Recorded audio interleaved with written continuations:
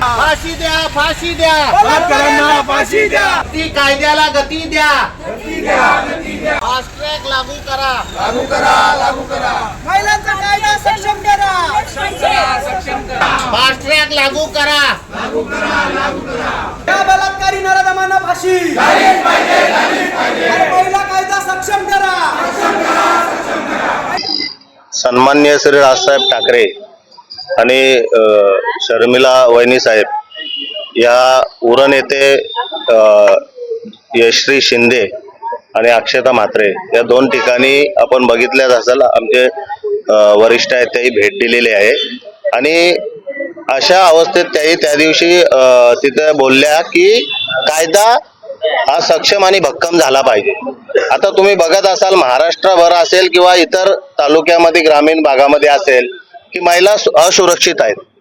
तर सुरक्षित महिला व्हाव्या आणि अशा या परप्रांतातून येणारे जे आरामखोर आहेत यांना कुठंतरी त्या एक चपराक बसायला पाहिजे.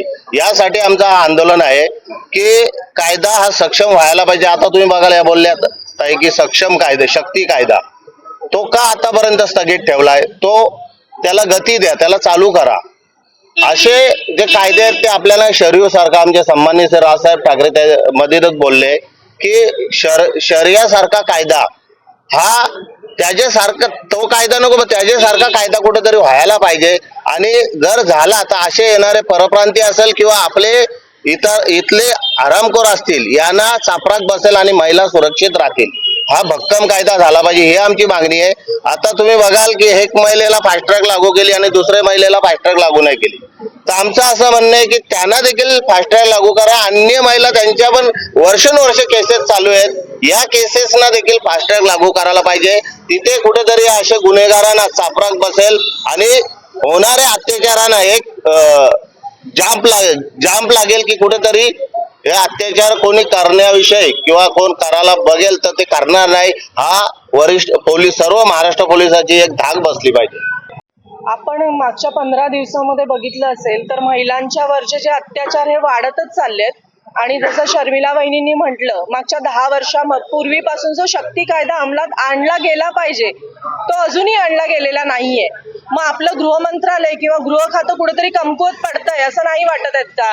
आणि पोलिसांशी जेव्हा बोलण्यात आलं त्यावेळी आम्ही त्यांना विचारलं की महिला ज्यावेळी बेपत्ता होतात किंवा कुठलीही मुलगी बेपत्ता होते तर तुम्हाला एखादी तक्रार करायच्यासाठी 24 तास का लागतात? माझ्या मते निदान महिलांच्या सुरक्षेच्या विचारात लक्षात घेता तरी निदान एखादी मुलगी घराच्या बाहेर गेली तर आपण पकडू ती 3 तास एखादी पिक्चर बघायला गेली असेल तर ती 4थ्या तासाला आईवडिलांच्या भीतीने घरी येते. पोलिसांवरती खूप जबाबदाऱ्या आहेत, आपण मान्य करू. तर त्या 4 तासामध्ये 1 तास वाढवून 5 तासानंतर तरी तुम्ही एखाद्या हरवलेल्या व्यक्तीचा शोध घ्यायला सुरुवात केलाच पाहिजे. जोपर्यंत तुम्ही तुमची खाकी वर्दी ह्या लोकांना दाखवत नाही तोपर्यंत ह्या माजलेल्या हरामखोर लोकांना त्यांची लायकी दिसणार नाही.